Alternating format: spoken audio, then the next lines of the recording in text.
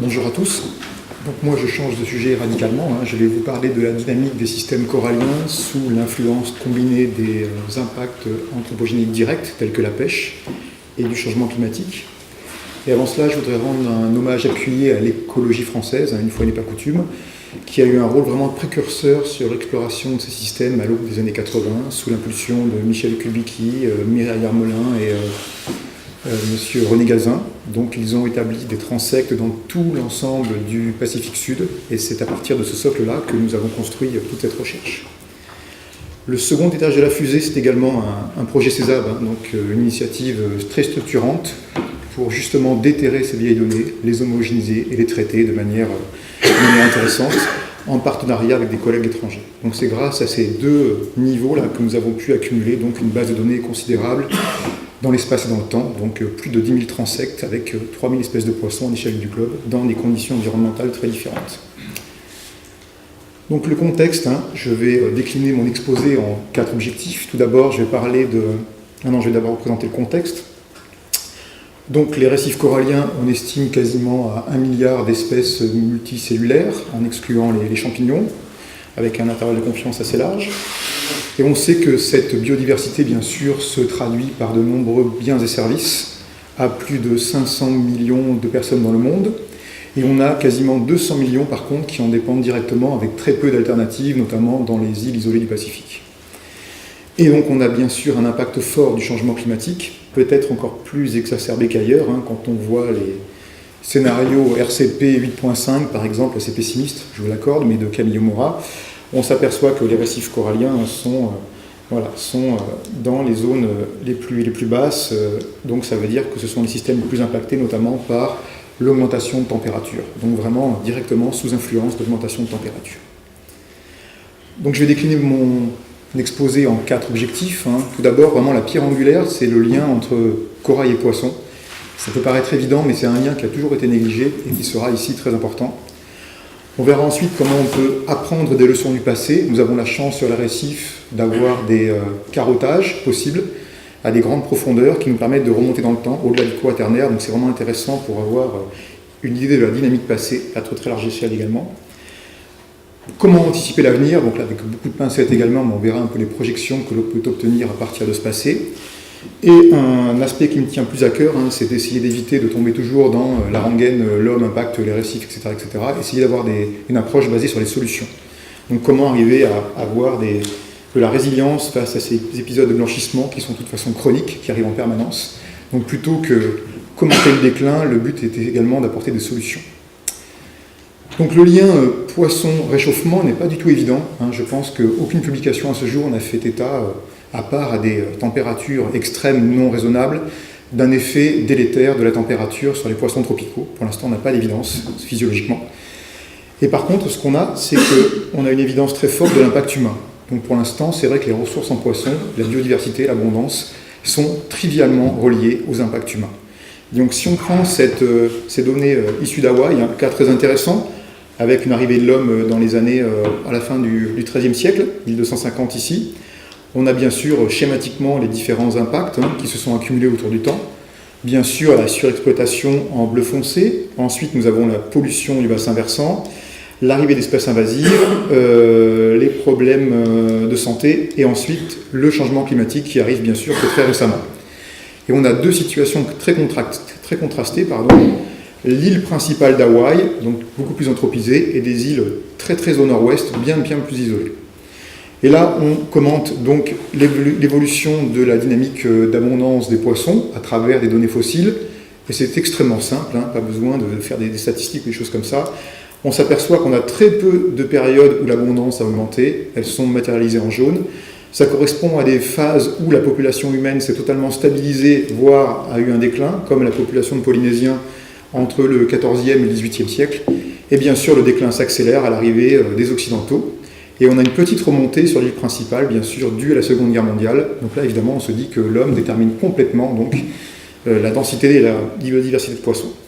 Et si on prend les îles du nord vraiment plus isolées, on s'aperçoit donc que l'espoir est de mise, car même en période de réchauffement climatique, bien sûr, on a une augmentation suite à la mise en réserve de très grandes zones et à la très faible anthropisation de ces îles très isolées du Pacifique. Donc là, c'est vrai qu'il est très facile de conclure, bien sûr, que le seul facteur explicatif, c'est bien sûr la pêche et l'impact humain. Je pense que ce sentiment est un peu renforcé aussi par les résultats qu'on a eus sur les aires marines protégées. Donc je pense qu'on a un déluge de publications nous montrant effectivement des courbes telles que celle-ci, où au fur et à mesure que les années passent, la réserve devient de plus en plus efficace à protéger les populations de poissons. Et en général, c'est uniquement basé sur une comparaison dehors-dedans à toute petite échelle. En gros, on fait quelques transects à l'extérieur de la réserve, à l'intérieur, et on est à une échelle extrêmement réduite. Et bien sûr, on s'aperçoit qu'au bout d'une dizaine d'années, on a des augmentations très nettes d'abondance et de biodiversité en poissons. Donc là encore, on a une impression toute puissante de l'homme qui peut permettre de réguler quasiment la densité de poissons qu'il veut obtenir dans le système, à la faveur d'une régulation, à la faveur d'une taille de la marine protégée ou à la faveur de son âge. On a l'impression vraiment d'une maîtrise totale.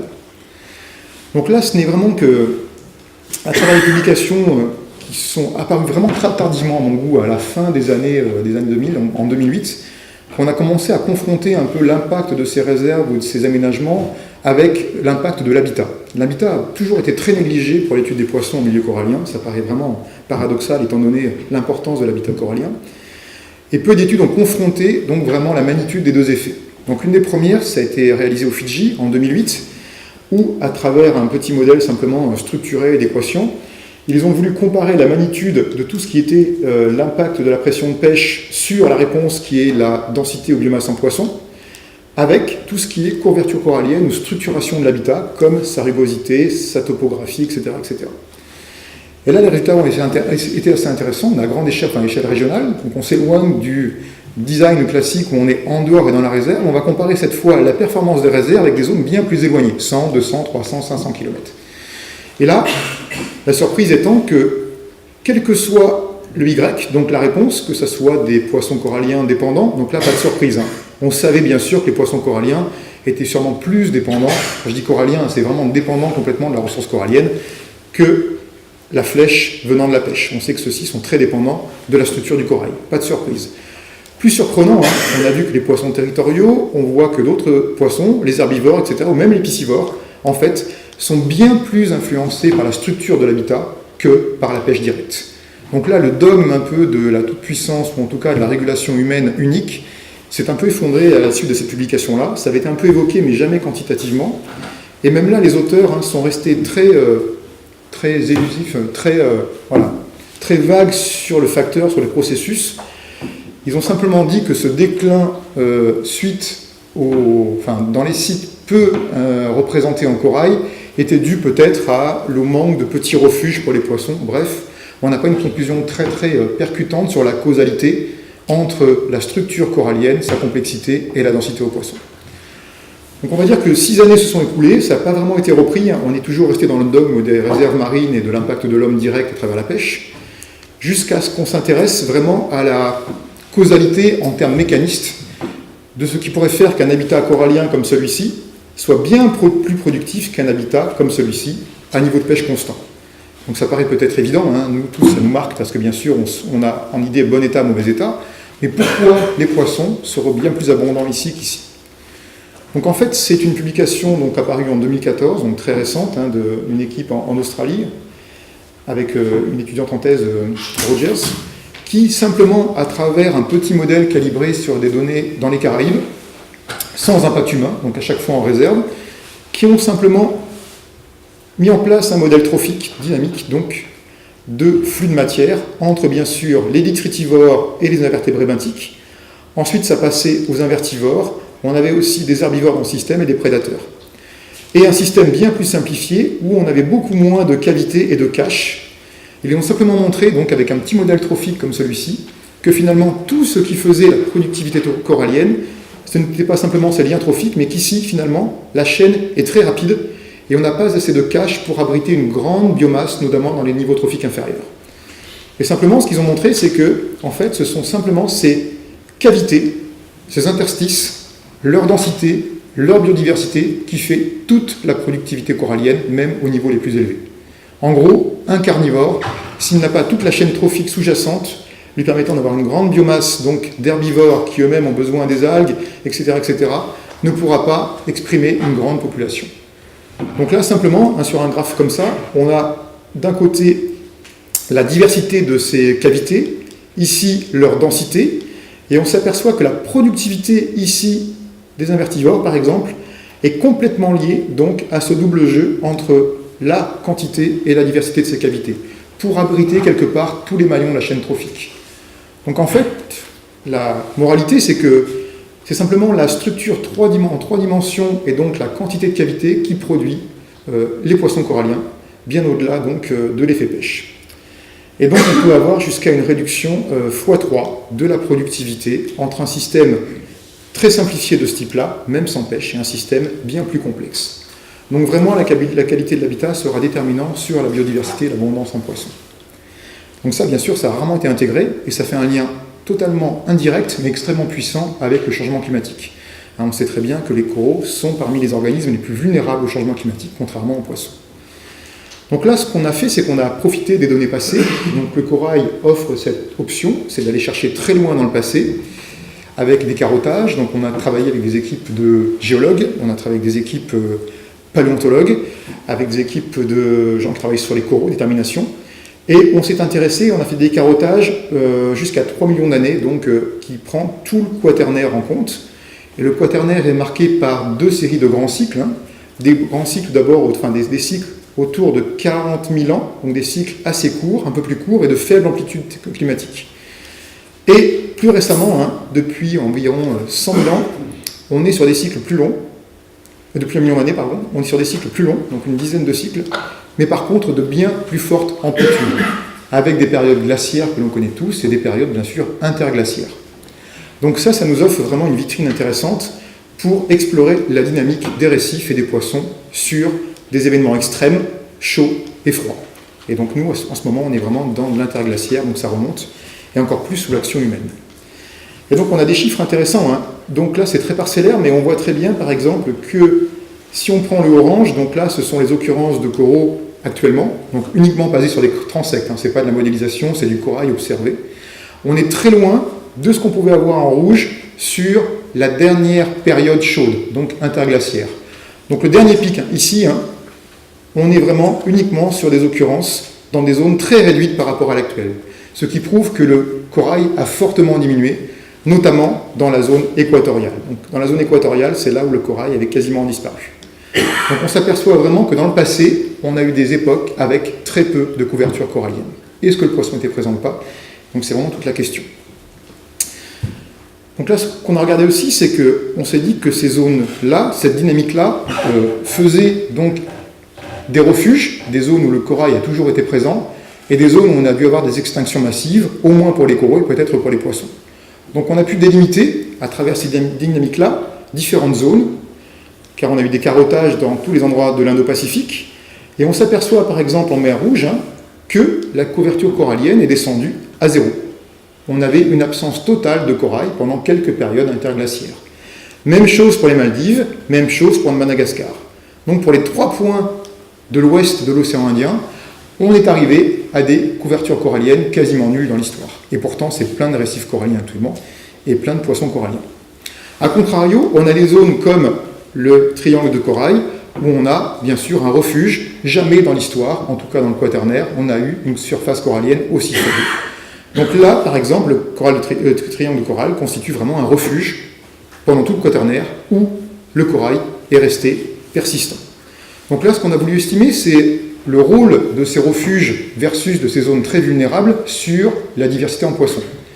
Alors vous savez peut-être, en milieu marin, on a un contraste par rapport au milieu terrestre.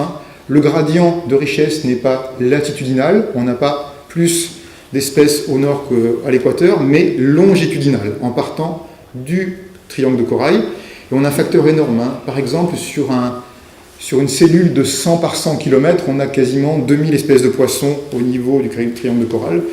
Et dans l'Atlantique, sur 100 par 100, on arrive difficilement à 50 voire 100 espèces. Donc la magnitude est vraiment énorme. Et c'est uniquement longitudinal. Donc pour l'instant, tous les prédicteurs classiques tels que la température, la productivité, la chlorophylle ou l'impact de l'homme, etc., sont de très mauvais prédicteurs de la richesse en poissons, qui se concentrent quasiment exclusivement sur le sud-est de l'Asie. Donc nous, ce qu'on a fait, c'est qu'on a simplement établi un petit modèle et une variable prédictive très simple, qui est la distance, l'isolement par rapport au dernier refuge du quaternaire. On a voulu voir si la distance par rapport au refuge était une variable prédictive intéressante pour la richesse en poissons. Et donc on a eu des résultats vraiment très intéressants. Hein. Donc ici les refuges, donc en fait on a l'isolement depuis les zones stables durant le quaternaire. Donc bien sûr là pas d'isolement, là pendant le quaternaire on était très stable. Donc on est dans la zone de stabilité. Et plus on tire vers le bleu, plus on est isolé, donc des zones refuges qui sont restées pendant tout le quaternaire avec un peu de surface corallienne. On s'aperçoit bien sûr que les Caraïbes et même l'ensemble de l'Atlantique sont très loin des zones refuges. Les Caraïbes n'ont pas constitué de zone refuge pendant le quaternaire. L'ensemble du corail avait disparu. On s'aperçoit aussi, bien sûr, on a vu ça, que l'ouest de l'Indien est une zone également qui n'a pas eu de zone refuge, juste un isolement relativement modéré par rapport au triangle de corail. Et bien sûr, cet isolement, ce degré d'isolement par rapport aux zones stables durant le quaternaire est le facteur explicatif principal de la richesse de poissons coralliens. Donc là encore, relation très forte entre le climat passé et la richesse en poissons via uniquement la couverture corallienne. Donc là, on a pour l'ensemble des poissons récifaux, et on a pris également 3 familles avec des relations de dépendance très variées par rapport au récif et le résultat est le même. C'est-à-dire que là aussi, ça conforte l'hypothèse trophique et non de dépendance brute ou très linéaire avec la ressource récifale. On a des espèces qui peuvent être très dépendantes du corail en termes de nutrition et d'autres qui ne sont complètement indépendantes. On a des piscivores, etc., etc. Et là, quelle que soit la famille, finalement, on est très dépendant de cet isolement par rapport aux zones de refuge. Pourtant, un poisson piscivore pourrait très bien résister en zone rocheuse, tropicale, chaude, pourvu que l'eau soit chaude et qu'il y ait du rocher. Il pourrait rester, le corail n'est pas obligé. Par contre, c'est la structure tridimensionnelle du corail qui offre toute la nourriture et l'habitat nécessaire, soit aux juvéniles, soit aux proies futures. Donc on s'est bien sûr engouffré dans la mode de la modélisation de niche climatique. On avait donc ces coraux. Donc on avait un exemple extrêmement pertinent pour estimer l'influence du climat sur la densité et biodiversité de coraux. Donc grâce aux données actuelles en bleu et aux données fossiles en rouge, donc là encore les données fossiles permettent d'avoir une niche climatique bien plus étendue. On remonte dans le passé, on est moins contraint par les données actuelles. Donc on a des gammes beaucoup plus larges. On a bien sûr simplement modélisé une courbe de réponse d'habitabilité pour l'ensemble des poissons coralliens. Grâce à cette courbe de réponse et aux projections climatiques, rien de plus facile, tout le monde fait ça maintenant, de voir quelles sont les zones qui vont perdre du côté favorable pour l'ensemble des coraux à l'aube 2100 sous le scénario 8.5. Donc là, bien sûr, pas de surprise, les zones plutôt équatoriales sont les plus touchées, avec une perte de disponibilité d'habitat pour les coraux, habitat climatique, alors que les zones situées plus dans les tropiques, en bleu, peuvent gagner de l'habitabilité pour les récifs coralliens. Donc là, extrêmement classique. Ce qui est un peu moins, bien sûr, ou en tout cas à la vue des graphes précédents, ce qui peut se déduire, on a bien sûr cette relation-là. Les zones où les coraux vont disparaître sont celles qui actuellement présentent le plus de poissons également. Donc vraiment un cas très intéressant. C'est forces et faiblesses du triangle de corail. Ça a été refuge, donc ça a accumulé de nombreuses espèces. Par contre, ça devient sous l'emprise directe de l'augmentation de température avec des effets nous prédisant vraiment une grande baisse de couverture corallienne dans cet endroit-là qui concentre la plupart de la biodiversité. Alors, une publication que j'ai trouvée hier, donc tout ça vient de sortir, et c'est vrai que là, ils n'y vont pas avec des pincettes, il n'y a aucun mécanisme là-dedans, ce sont des modèles corrélatifs purs et durs. Ils ont pris l'ensemble des taxons marins qui sont répertoriés, et ils ont implémenté un modèle de niche climatique brut de décoffrage, comme ça, avec donc des enveloppes climatiques, température, SST de surface, tout simplement pour l'ensemble des espèces. Et c'est assez amusant de voir qu'on converge complètement, donc comme quoi, pas la peine de faire des choses compliquées avec les coraux, sur les poissons, ils obtiennent le même résultat. Donc avec des pertes qui se concentrent vraiment sur l'équateur, donc des pertes de biodiversité, et bien sûr, dans l'actuel triangle de corail, on aboutit à quand même moins 1000 espèces dans certaines cellules, exactement ce que l'on a. Donc bien sûr, cette performance des modèles corrélatifs s'explique simplement, bien sûr, nos poissons sont contraints par le corail est contraint par le climat, nos poissons sont contraints par le climat. Donc on voit comment les modèles corrélatifs peuvent être très bons sans être pour autant juste au niveau processus ou déterminisme. Là, on est complètement à côté de la plaque, le poisson n'est pas sensible. Par contre, on voit très bien que via le lien avec l'habitat, les modèles corrélatifs sont extrêmement bons. En tout cas, cohérents avec les modèles plus mécanistes sur la prédiction des futures densités de poissons. Et donc, bien sûr, on a, pourquoi pas, des augmentations sur les zones, on va dire, tropicales actuelles. Voilà. Et l'adaptation dans tout ça, donc il y a des gens, par contre, qui s'intéressent vraiment au mécanisme de résistance à ce réchauffement climatique. Et je pense que cette publication-là, on en parlait avec certains dans la salle, en 2014 de Palombi, était vraiment très intéressante. Je ne vous montre pas les graphiques, je suis désolé, mais les graphiques sont vraiment juste horribles dans cette publication, c'est très compliqué, elle est vraiment mal vendue, enfin, mal vendue, je trouve le résumé extraordinaire, mais les graphiques assez mal faits. Eux, ce qu'ils montrent simplement, c'est que l'acclimatation régulière des coraux peut largement supplanter les processus évolutifs. En gros, ce qu'ils obtiennent, c'est qu'en moins de 2 ans, on obtient les mêmes résultats d'acclimatation ou de tolérance à l'excès de température. Là, on est sur plus 2, plus 3 degrés, correspondant au scénario le plus pessimiste du RCP. On arrive au même résultat, voire simplement mieux que des dizaines de générations de récifs coralliens d'adaptation et d'évolution. Donc là, on a des résultats très intéressants sur l'acclimatation.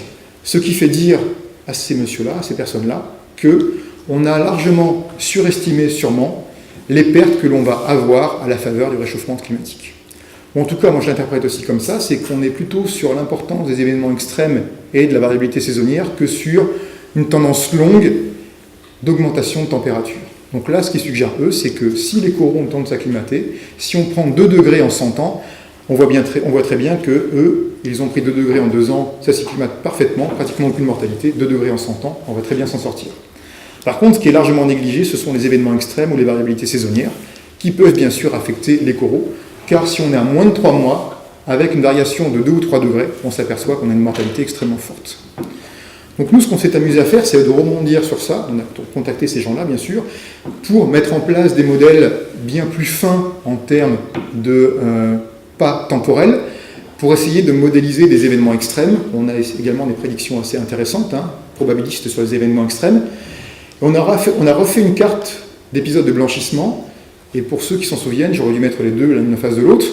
On avait une prédiction qui était très facile avec l'augmentation de température sur l'équateur, là c'est pas du tout le cas. On s'aperçoit que quand on modélise les événements extrêmes, les zones de vulnérabilité ne sont pas distribuées de manière triviale à l'équateur. On a vraiment des zones sensibles un peu partout, que ce soit sur des systèmes même sous les tropiques, ou des systèmes équatoriaux, etc. etc. Donc c'est vraiment lié à des conditions océaniques beaucoup plus locales. Les événements extrêmes sont bien plus durs à prévoir et ne sont pas distribués latitudinalement comme, bien sûr, la température moyenne. Et donc, on s'aperçoit que la probabilité de blanchissement est vraiment très importante. Donc on est à 80% quasiment partout d'ici la fin du siècle, la fin du 21e. Et que les zones rouges sont celles où on attend, bien sûr, à court terme, des événements climatiques majeurs. Donc là, nous, c'est là que la base de données vient en jeu, donc on profite de ces milliers de transects pour faire des projections, donc en tenant compte à la fois des impacts humains via la pêche et des impacts de ces événements extrêmes. Donc là, on a la chance d'avoir 906 sites, très bien échantillonnés, et on a construit des modèles de niche tout simples pour 300 espèces, plutôt commerciales, donc bien recensées, bien grosses, qu'on ne les rate pas. Et ces 300 modèles, en fait, vont nous donner des prédictions d'occurrence futures en fonction des événements extrêmes et en fonction des impacts humains comme la pêche. Et donc, on a des résultats intéressants. On a mis nos poissons sur un grandier de taille. On a rarement des poissons en dessous de 15 cm. Par contre, on a des gros mérous jusqu'à 50 cm.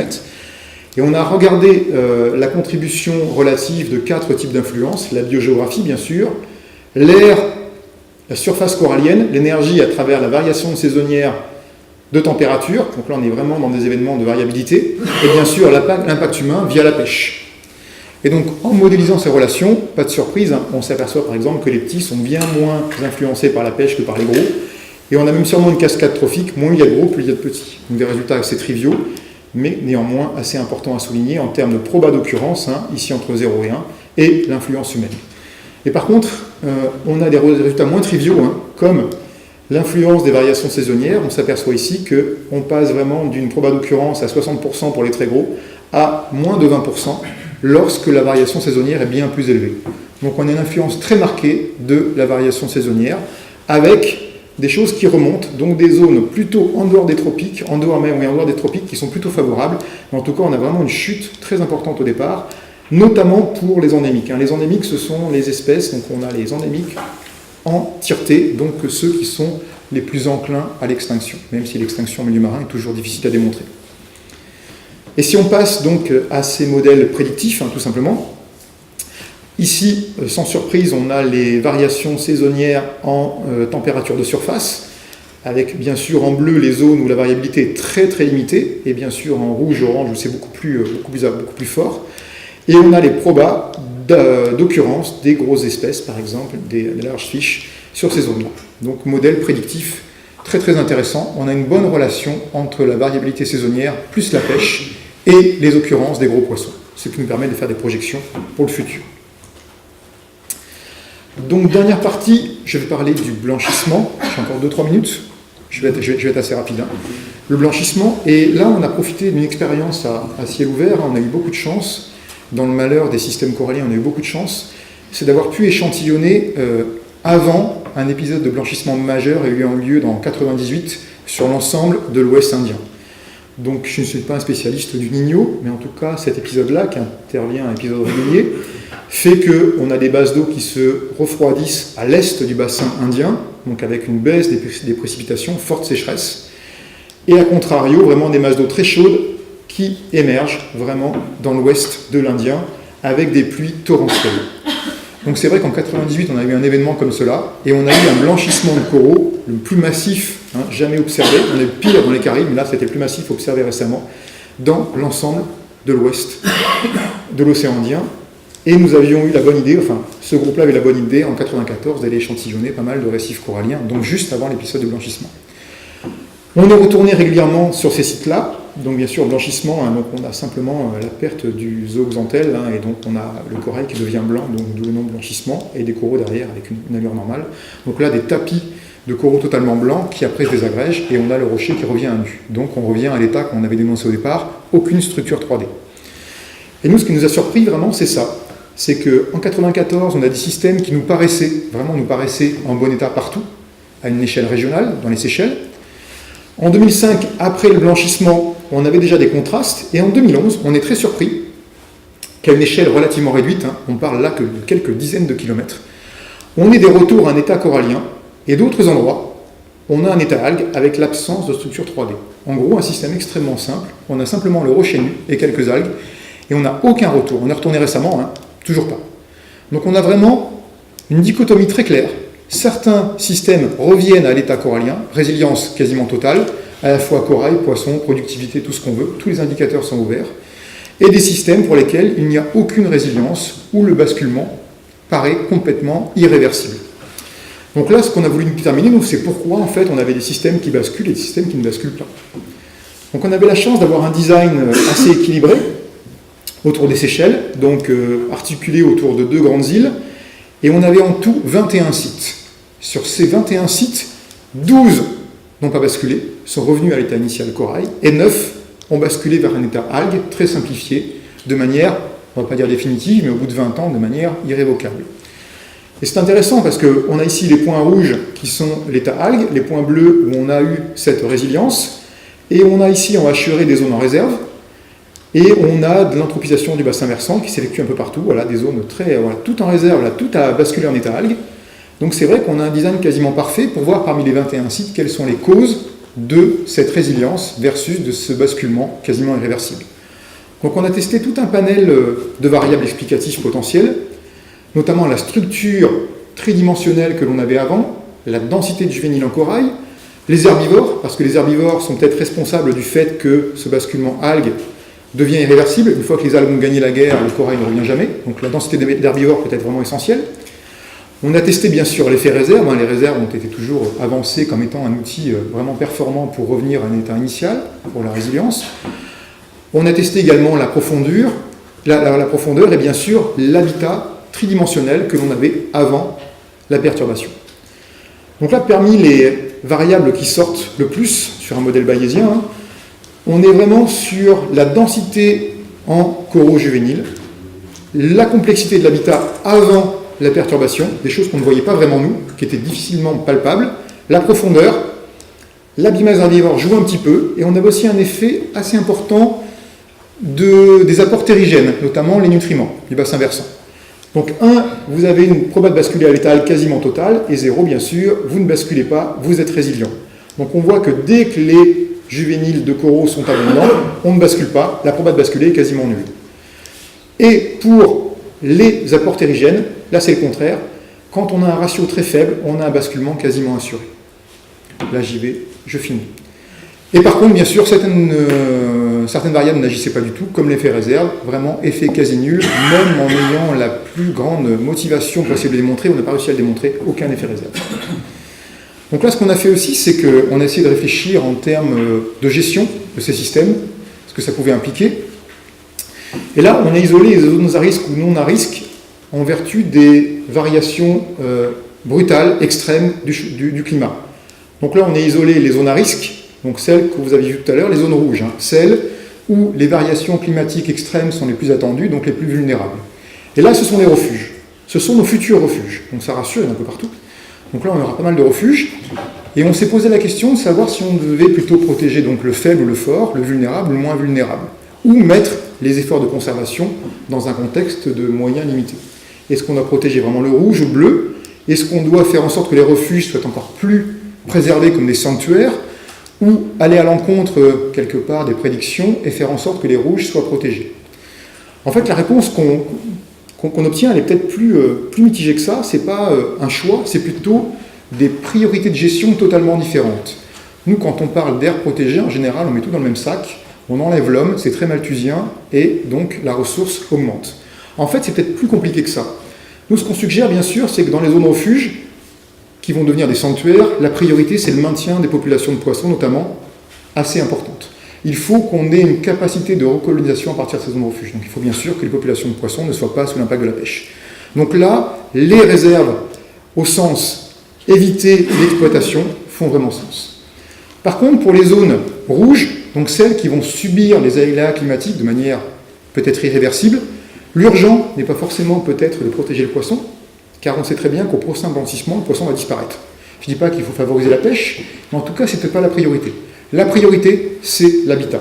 On sait très bien que si l'habitat corallien est là, même si le poisson est absent, on aura beaucoup plus de chances d'être résilient. Donc là, pour ces zones rouges-là, fortement sous anthropisation, enfin sous aléas climatiques, la priorité, c'est plus le bassin versant, c'est la gestion du bassin versant. Donc cette interface terre-mer est vraiment fondamentale. On s'aperçoit, ça je pense qu'en fait c'est vraiment un aspect totalement négligé, le côté sédimentation, anthropisation des bassins versants, c'est peut-être un élément bien plus important que la pêche ou que le changement climatique sur la résilience, en tout cas la capacité de ces systèmes coralliens à encaisser les variations brutales de température dues comme par hasard à El Niño. Voilà, donc en conclusion, désolé. Voilà, très rapide, vraiment très rapide. Je fais le plus vite possible. Donc sans corail, pas de complexité, pas de poisson, extrêmement simple. Donc relation peut-être triviale intuitivement, mais difficile à démontrer, ça a été fait par la modélisation. L'impact direct de l'homme n'a qu'un effet secondaire et qui semble réversible. En une réserve, les données semblent dire que ça revient. Par contre, l'impact indirect du climat paraît beaucoup moins réversible, c'est beaucoup moins trivial. Si on perd l'habitat, il faudra à mon avis des millénaires avant que ça revienne. Et donc, un enjeu largement négligé, à mon avis, c'est l'aménagement du bassin versant pour une régulation des apports nutritifs et sédimentaires qui s'avère, à mon avis, délétère sur toute résilience des récifs coralliens. Et donc, plutôt focaliser sur la résilience que d'essayer d'empêcher les perturbations qui, de toute façon, sont complètement chroniques, comme nous l'ont montré les oscillations du quaternaire. Voilà, et je finirai par ce petit schéma, parce que ça n'a pas été très méditerranéen, le LABEX a une ambition quand même méditerranéenne. Là, on s'intéresse en milieu méditerranéen, on n'a pas de souci de récifs coralliens. On a un souci, par contre, de zones refuges qui sont nos chères réserves, plus d'une centaine en Méditerranée. Et là, simplement, on s'est amusé à essayer de voir dans quelle mesure nos réserves apportaient des propagules donc pour l'ensemble des côtes méditerranéennes et quelles sont les côtes qui vont recevoir le plus de propagules. On voit très bien que les gens de Bagnous travaillent fortement pour les Espagnols, en faveur de ce courant-là. Et on voit très bien que les Baléares font des propagules qui sont totalement inutiles pour le recrutement des futurs poissons. Donc là encore, en termes de services, on parle beaucoup de biens et de services. On voit très bien que les services produits localement peuvent très bien se déplacer ou être complètement inutiles. Donc là, c'est l'exportation de services depuis les réserves en Méditerranée. Juste un petit clin d'œil pour finir. Merci.